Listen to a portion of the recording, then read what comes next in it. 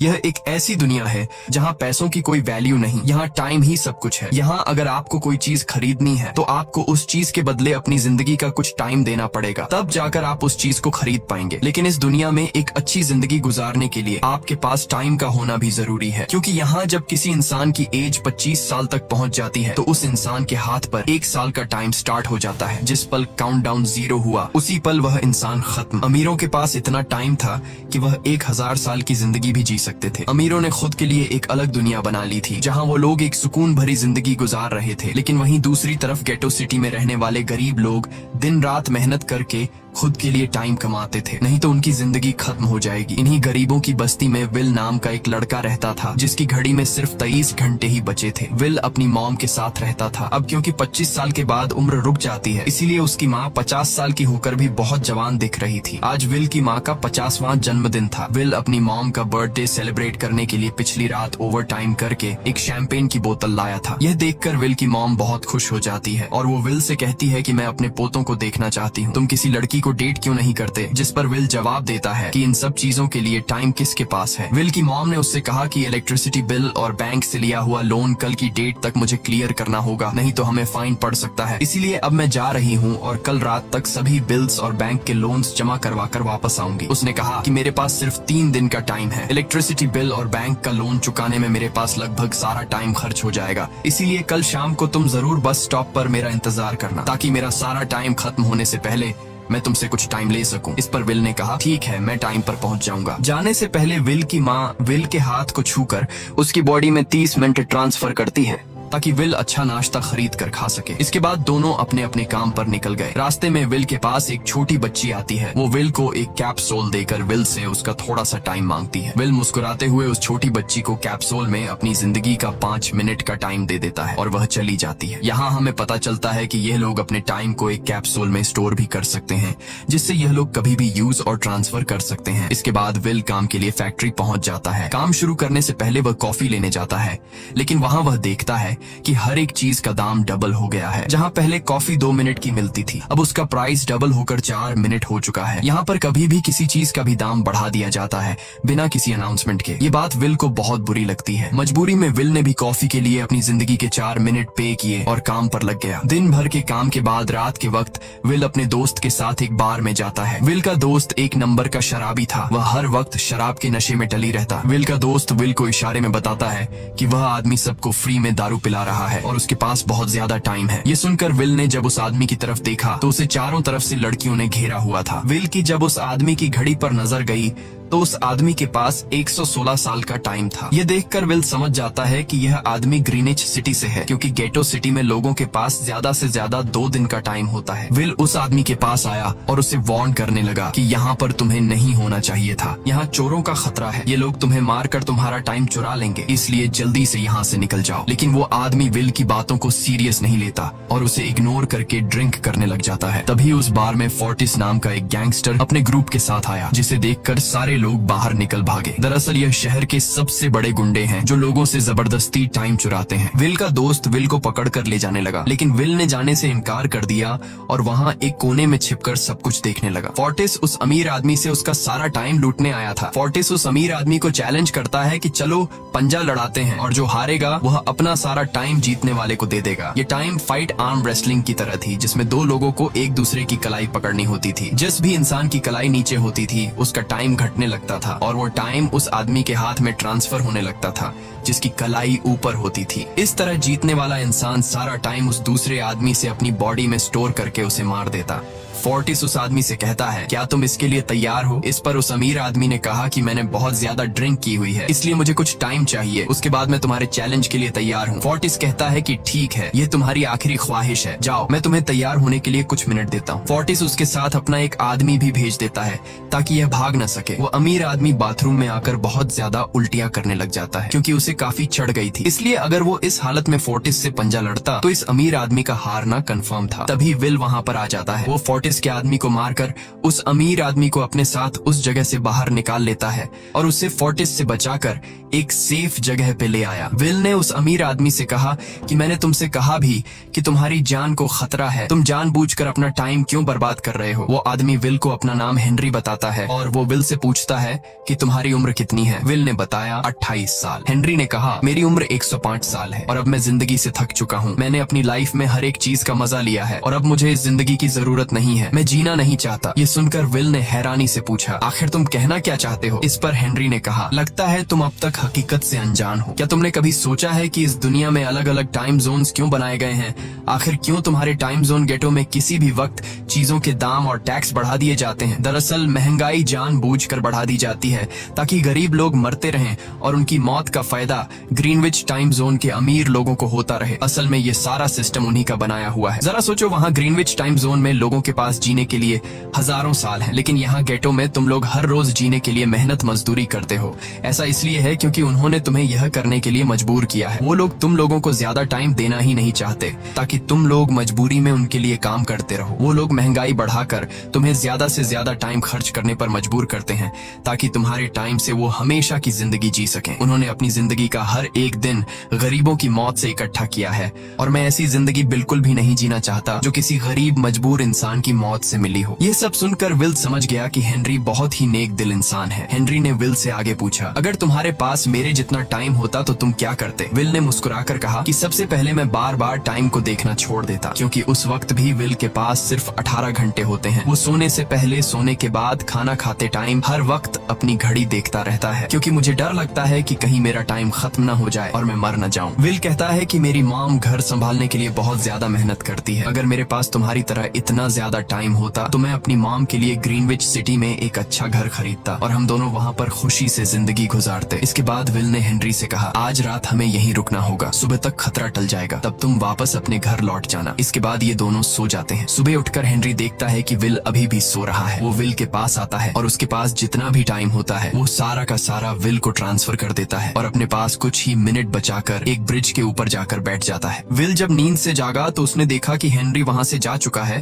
तभी हमेशा की तरह नींद से जागने के बाद विल ने अपनी घड़ी में नजर डाली। विल की घड़ी में 116 साल ऐड हो चुके थे। यह देखकर उसकी आंखें खुली की खुली रह गईं। उसे लगा कि वो अभी भी नींद में है और सपना देख रहा है। इसी दौरान विल की नजर विंडो पर पड़ी जिस पर लिखा था मेरा टाइम बर्बाद मत करना। वो समझ जाता है कि हेनरी ने मुझे अपना सारा समय दे दिया है। तभी विल ने हेनरी को दूर एक ब्रिज के किनारे पर बैठे देखा। विल जल्दी से हेनरी की तरफ भागा, लेकिन अब बहुत देर हो चुकी थी क्योंकि हेनरी के पास अब बस कुछ ही सेकंड्स बचे थे और थोड़ी देर बाद वो एक झटके से मरकर ब्रिज से नीचे पानी में गिर गया। विल को हेनरी की मौत का बहुत ज्यादा दुख होता है। अब विल के पास 116 साल की जिंदगी थी और वो समझ जाता है कि अगर मैं यहाँ पर रहा तो लोग समझेंगे कि हेनरी को इसी ने मारा है। विल जल्दी से अपने दोस्त के पास जाता है। विल का दोस्त विल के हाथ में इतना सारा टाइम देखकर शॉक रह जाता है, जिसके बाद विल ने अपने दोस्त को दोस्ती की खातिर 10 साल का टाइम दिया। ये देखकर विल का दोस्त उसका दिल से शुक्रिया अदा करता है। विल कहता है कि यहाँ रहना मेरे लिए अब ठीक नहीं, क्योंकि इतने ज्यादा टाइम को देखते हुए मेरा टाइम छीनने के लिए कोई भी मुझे मार सकता है। अब मैं अपनी माँ के लिए ग्रीनविच सिटी में एक अच्छा सा घर खरीद सकता हूँ और वहाँ पर एक सेफ लाइफ गुजारूंगा। जिसके बाद विल अपने दोस्त को गुड बाय कहकर वहाँ से निकल जाता है और सीधा उस बस स्टॉप पर जाकर मॉम का इंतजार करने लगता है, जहाँ 2 दिन पहले उसकी मॉम ने उससे कहा था कि मैं इलेक्ट्रिसिटी का बिल और बैंक का लोन चुकाकर इस बस स्टॉप पर पहुंचूंगी। दूसरी तरफ विल की मॉम सारे लोन और बिल्स भरने के बाद घर लौटने के लिए बस में चढ़ी, पर तभी उसे पता लगा कि एक ही दिन में बस की टिकट के दाम डबल हो गए थे। पहले जहां टिकट 1 घंटे में आती थी वहीं अब प्राइस 2 घंटे हो गया था। ये देखकर विल की मॉम बहुत ज्यादा परेशान हो जाती है क्योंकि विल की मॉम के पास सिर्फ 1.5 घंटा बचा था। विल की मॉम बस ड्राइवर से रिक्वेस्ट करती है कि अगले स्टॉप पर मेरा बेटा उसे बाकी का टाइम दे देगा, लेकिन बस ड्राइवर ने साफ इनकार कर दिया और कहा कि अगर टाइम नहीं है तो फिर पैदल चली जाओ। लेकिन विल की मॉम को पता था कि अगला बस स्टॉप बहुत दूर है, अगर वह पैदल भी जाती है तो उसे पहुंचने में 2 घंटे लगेंगे। उस वक्त बस में ढेर सारे पैसेंजर्स सवार थे। विल की मॉम ने उनसे भी रिक्वेस्ट की पर किसी ने भी उनकी मदद नहीं की। इतने में ही बस वहाँ से निकल गई। विल की मॉम रेचल के पास ज्यादा टाइम नहीं बचा था, इसलिए वह दौड़ती हुई पैदल घर की तरफ भागने लगी। दूसरी तरफ विल अपनी मॉम के लिए फूलों का गुलदस्ता लिए बस स्टॉप पर उनका इंतजार कर रहा था, क्योंकि आज उसे अपनी मॉम का बर्थडे सेलिब्रेट करना था। बस जब उस स्टॉप स्टॉप पर पहुंची तो कई सारे पैसेंजर्स उतर आए, पर उनमें से विल की मॉम नहीं थी। विल यह देखकर परेशान हो जाता है और उसे समझ आ गया कि जरूर उसकी मॉम मुसीबत में है। वह उसी वक्त अपनी मॉम की तलाश में भागा। उधर रेचल के पास अब कुछ ही मिनट बचे थे। वह रास्ते में आने वाली गाड़ियों और लोगों के घरों का दरवाजा पीट पीट कर उनसे थोड़ा समय उधार मांग रही थी, लेकिन कोई भी उसकी मदद करने को तैयार नहीं था। इधर विल जब कुछ दूर गया तो उसे उसकी मॉम दौड़ती हुई नजर आ गई। अपनी मॉम को भागते हुए देख विल समझ गया कि उनके पास ज्यादा टाइम नहीं है। वह अपना हाथ आगे करके तेजी से उनकी तरफ दौड़ने लगा। उधर रेचल के पास अब सिर्फ 10 सेकंड ही रह गए थे। वह भी पूरी तेजी से विल की ओर भाग रही थी, लेकिन जैसे ही रेचल अपने बेटे विल के पास पहुंची उसका टाइम खत्म हो जाता है और वह मर जाती है। यह देखकर विल को बहुत दुख होता है क्योंकि उसने अपनी मॉम के लिए क्या कुछ नहीं सोचा था। वह चीख चीख कर रोने लगा। अगली सुबह तक हेनरी की डेड बॉडी टाइम कीपर्स को मिल चुकी थी। ये टाइम कीपर्स वहाँ पर इन्वेस्टिगेशन करते हैं। आज की दुनिया में टाइम कीपर्स होते थे जो पुलिस की तरह थे। इन टाइम कीपर्स का काम भी क्राइम को रोकना होता है। टाइम कीपर्स के ऑफिसर रेमंड ने उस जगह में अच्छी तरह से जांच की, लेकिन उसे कोई भी क्लू नहीं मिला। तभी रेमंड की नजर उस ब्रिज के पास लगे सीसीटीवी कैमरा की तरफ गई। वह सीसीटीवी फुटेज चेक करने सीसीटीवी रूम के लिए निकल पड़ा। दूसरी तरफ विल समझ चुका था कि उसकी मॉम की मौत के लिए ग्रीनिच में रहने वाले अमीर लोग ही जिम्मेदार हैं, जिन्होंने गेटो शहर के लोगों को एक एक सेकंड का मोहताज बना दिया है। अब विल उनसे बदला लेने ग्रीनिच की तरफ निकल पड़ा और यहाँ से होती है असल कहानी शुरू। ग्रीनविच सिटी में एंटर होने के लिए विल को 1 साल का टाइम खर्च करना पड़ा और ग्रीनिच सिटी जा पहुंचा। वहाँ जब विल ने अमीर लोगों का लाइफस्टाइल देखा तो उसकी आंखें खुली की खुली रह गईं। वहाँ लोगों के पास इतना टाइम था कि वो लोग मरने का नाम तक भूल गए थे। यहाँ पर अमीर लोग के बॉडीगार्ड के पास भी 100 साल से भी ज्यादा का टाइम था। ये देखकर विल गुस्से से लाल हो जाता है क्योंकि विल जिस शहर से आया था वहाँ पर लोगों के पास सिर्फ 24 घंटे की जिंदगी थी। विल वहाँ एक महंगे होटल में रुकता है। खाना खाते दौरान एक बहुत ही खूबसूरत लड़की विल को देखती है, जैसे उसे विल पसंद आ गया हो। दूसरी तरफ टाइम कीपर रेमंड हेनरी की मौत के वक्त का सीसीटीवी फुटेज चेक कर रहा था। तभी उसे फुटेज में विल दिखाई देता है। हालांकि कैमरा ने हेनरी को ब्रिज से गिरते हुए रिकॉर्ड नहीं किया था, लेकिन उस फुटेज में विल ब्रिज के पास खड़ा नजर आ रहा था, जिससे रेमंड को विल पर शक होने लगा। इसलिए रेमंड ने अपनी टीम को विल के बारे में जानकारी इकट्ठा करने को कहा। रिसर्च के दौरान टाइम कीपर्स को यह बात पता चल जाती है कि विल नाम का एक आदमी बहुत सारा टाइम खर्च करके ग्रीनविच सिटी में एंटर हो गया है, जिससे रेमंड को यह बात कंफर्म हो जाती है कि विल ने ही हेनरी को मारा है। रेमंड उसी वक्त अपनी टीम के साथ ग्रीनविच शहर की ओर रवाना हो गया। दूसरी ओर ग्रीनविच शहर में विल एक कैसीनो में आया, जहाँ कुछ अमीर लोग पोकर खेल रहे थे। विल भी उनके साथ बैठ जाता है। एक नए आदमी को देखकर ये लोग उस पर हंसने लगते हैं, लेकिन विल गैम्बलिंग में माहिर था। आज उसके लिए अमीरों से पैसे निकालने का सबसे अच्छा मौका था। विल ने फिलिप नाम के एक रईस आदमी के साथ पोकर की बाजी खेली। फिलिप यहाँ का सबसे रईस इंसान है। उसके पास खुद का एक टाइम बैंक है जो लोगों को लोन पर टाइम देता है। फिलिप के साथ उसकी डॉटर भी बैठी होती है। यह वही लड़की है जो कुछ देर पहले विल को गौर से देख रही थी। गेम जब शुरू हो जाती है तब विल अपनी लाइफ का सारा टाइम दांव पर लगा देता है और अपनी माइंड के बदौलत वो फिलिप से 1100 साल जीत जाता है। यह देखकर फिलिप की बेटी सिल्विया विल से काफी ज्यादा इम्प्रेस हो जाती है। उसने विल को कल रात अपने घर पार्टी पर इनवाइट किया। फिर अगली शाम विल एक नई नवेली कार खरीद कर फिलिप की पार्टी में जा पहुंचा। वहीं पार्टी के दौरान विल और सिल्विया डांस करने लगते हैं और सिल्विया मन ही मन विल को दिल दे बैठी। वो अपनी दिल की बात विल से करने ही वाली थी कि तभी टाइम कीपर रेमंड अपनी टीम के साथ वहां पहुंचता है और विल को पकड़ लेते हैं। विल को खूनी समझकर सिल्विया भी उससे नाराज हो गई। रेमंड ने सबसे पहले विल का सारा टाइम उससे छीनकर सिर्फ 2 घंटे दिए। उसके बाद वो विल को हेनरी के खून के इल्जाम में गिरफ्तार करने लगा। रेमंड विल से पूछता है कि तुमने हेनरी को क्यों मारा। विल उसे कहता है कि मैंने उसे मारा नहीं था,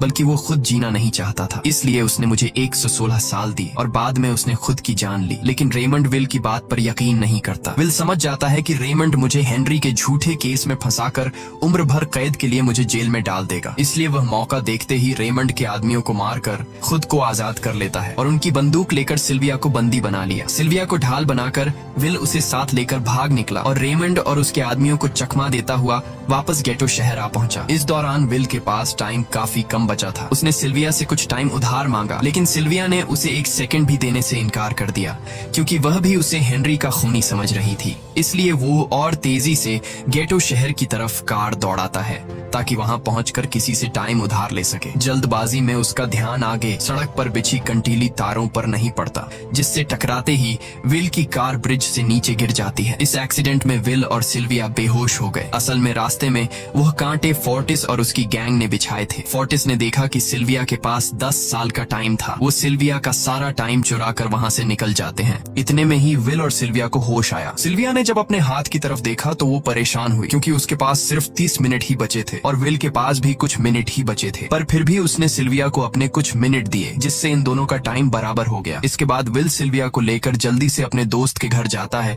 जिसे उसने 10 साल दिए थे। जब उसके दोस्त की वाइफ ने दरवाजा खोला और उसने विल को देखा तो उसने विल से नाराजगी जताते हुए कहा, तुम्हारे दिए हुए 10 साल ने मेरे हस्बैंड की जान ले ली। उसने सारा टाइम शराब में उड़ा दिया, जिससे उसकी मौत हुई। ये सुनकर विल मायूस हो गया, लेकिन अब इन दोनों के पास भी ज्यादा टाइम नहीं था। अगर यह दोनों जल्दी से कुछ नहीं करते तो इनकी भी मौत पक्की थी। तभी विल ने सिल्विया के कानों में ईयरिंग देखी, जो हीरे की थी। उसे बेचकर विल और सिल्विया को 2 दिन का टाइम मिल गया। इसके बाद विल सिल्विया को लेकर फोन बूथ पर आया। उसने सिल्विया के पिता फिलिप को कॉल किया और बताया कि उसकी बेटी अब तक सही सलामत है। उस वक्त रेमंड भी फिलिप के पास ही मौजूद था और विल को भी पता था कि रेमंड भी वहाँ मौजूद है। विल ने सिल्विया को छोड़ने के बदले 10,000 साल का टाइम मांगा और वो 10,000 साल टाइम बैंक के जरिए गरीब लोगों में बांटने को कहा और कल सुबह तक का टाइम दिया। हालांकि फिलिप के लिए यह रकम कुछ भी नहीं थी, पर फिलिप किसी भी कीमत पर गरीबों को टाइम नहीं देना चाहता था। इधर विल सिल्विया को अपने घर ले आया, जहाँ पर दोनों सुबह होने का इंतजार कर रहे थे। इसी दौरान सिल्विया ने विल से पूछा कि उसकी फैमिली कहाँ है। इस पर विल ने बताया कि पिछली रात ही टाइम न होने की वजह से मेरी माँ की डेथ हुई। ये सुनकर सिल्विया को बहुत बुरा लगता है और उसे एहसास होता है कि यहाँ गरीब लोग हर पल मौत के डर में जीते हैं। उन्हें एक दिन का टाइम कमाने में कितनी मेहनत करनी पड़ती है। अगली सुबह बैंक खुलते ही विल और सिल्विया खिड़की से बैंक पर नजर रखने लगे, लेकिन बैंक ने गरीबों में टाइम नहीं बांटा। सिल्विया ये देखकर बहुत मायूस हो गई कि टाइम के आगे उसके पिता के लिए अपनी बेटी की भी कोई कीमत नहीं थी। अब सिल्विया को समझ आ गया कि उसके पिता सिर्फ बिजनेसमैन नहीं है, बल्कि वो इस सिस्टम के हेड हैं। वो गरीब लोगों की मौत से अपनी जिंदगी के साल जमा करते हैं। सिल्विया को यूं मायूस देखकर विल ने उसे वापस घर भेजने का फैसला किया। वो उसे फोन बूथ पे ले आया और अपने पिता को कॉल करके अपने लिए मदद बुलाने को कहा। इस दौरान विल सिल्विया को वेपन भी दे देता है ताकि वो खुद की हिफाजत कर सके। इधर सिल्विया फोन पर अपने पिता से बात कर रही थी कि तभी टाइम कीपर रेमंड चुपके से वहां आ पहुंचा और विल पर गन तान दी। रेमंड विल पर गोली चलाने ही वाला था कि तभी सिल्विया ने रेमंड को देख लिया और घबराहट में रेमंड पर गोली चला दी। ये देख विल घबरा कर रेमंड के पास आया। हालांकि वो गोली रेमंड के हाथ को छू कर निकल गई थी। रेमंड के हाथ से बहुत खून निकल रहा था। विल ने रेमंड की घड़ी देखी। रेमंड के पास सिर्फ 2 घंटे बचे थे। दरअसल टाइम कीपर्स को भी सैलरी के तौर पर हर रोज 1 दिन का ही टाइम मिलता था। विल समझ गया कि जब तक रेमंड के पास उसके टीम वाले पहुंचेंगे तब तक रेमंड का ज्यादा खून बहने की वजह से उसकी मौत हो गई होगी। इसलिए विल रेमंड को 2 घंटे का टाइम देते हुए रेमंड की कार को लेकर वहां से निकल गया। रेमंड को गोली मार कर अब सिल्विया भी क्राइम लिस्ट में आ चुकी थी। हालांकि विल ने सिल्विया से कहा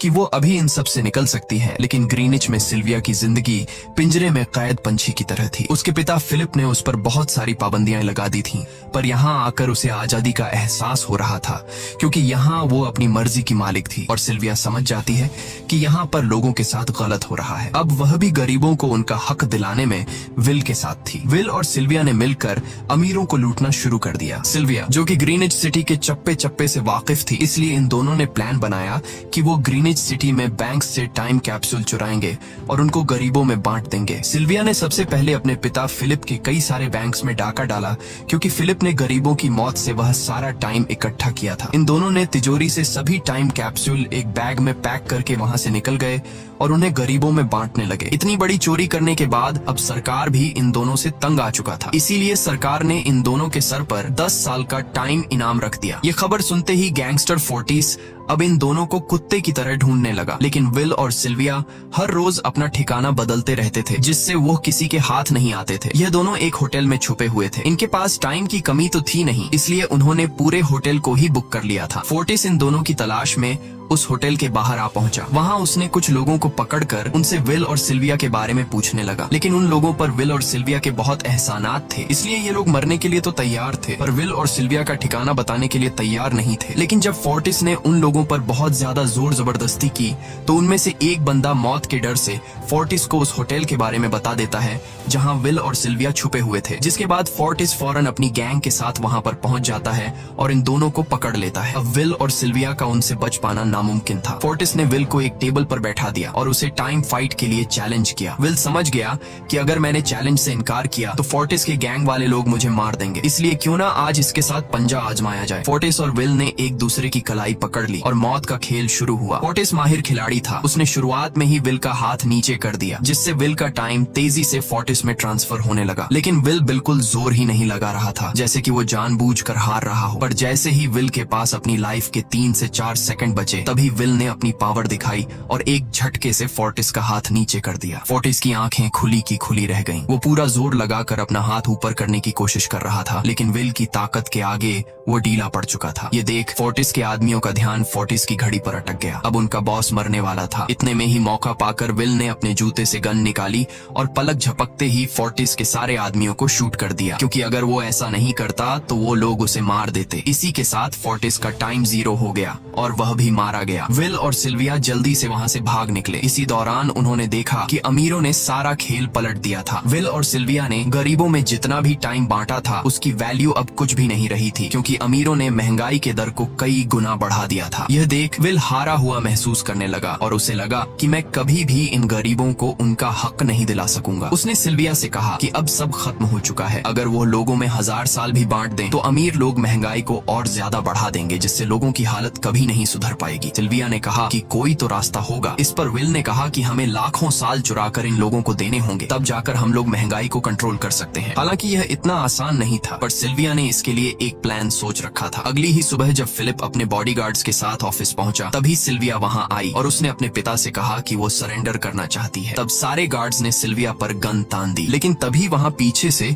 गार्ड के बेस में छिपा विल वहां आ पहुंचा। उसने फिलिप के सर पर गन रखी और उसके जरिए लॉकर का दरवाजा खुलवाया। विल और सिल्विया ने फिलिप के लॉकर से एक टाइम कैप्सूल चुरा लिया, जिसमें 10 लाख साल का टाइम मौजूद था। इस टाइम कैप्सूल का एक साल गरीबों की ही मौत से आया था। विल और सिल्विया वह टाइम कैप्सूल लेकर भाग जाते हैं। इधर रेमंड को जब यह बात पता चली तो वह फौरन विल और सिल्विया के पीछे लग गया। जब रेमंड ने अपने हाथ पर घड़ी को देखा तो उसके पास 1 घंटे से भी कम टाइम बचा हुआ था। वह हेडक्वार्टर कॉल करके कहता है कि मुझे मेरी सैलरी कैप्सूल में भेज दो, मेरे पास टाइम कम है। लेकिन इससे पहले कि वह अपनी बॉडी में कैप्सूल से टाइम ट्रांसफर कर पाता, उसे विल की कार दिख जाती है और वह कैप्सूल से अपनी बॉडी में बिना टाइम ट्रांसफर किए उनके पीछे लग जाता है, क्योंकि अगर वो 10 लाख साल गरीबों को मिल जाते तो गेटो टाइम जोन का हर एक इंसान अमर हो जाता और अमीरों का बनाया पूरा सिस्टम तहस नहस हो जाता। रेमंड ने विल और सिल्विया को पकड़ने के लिए अपनी पूरी जी जान लगा दी, लेकिन वो उन्हें रोक नहीं पाया। विल और सिल्विया रेमंड को चकमा देकर गेटो शहर आ गए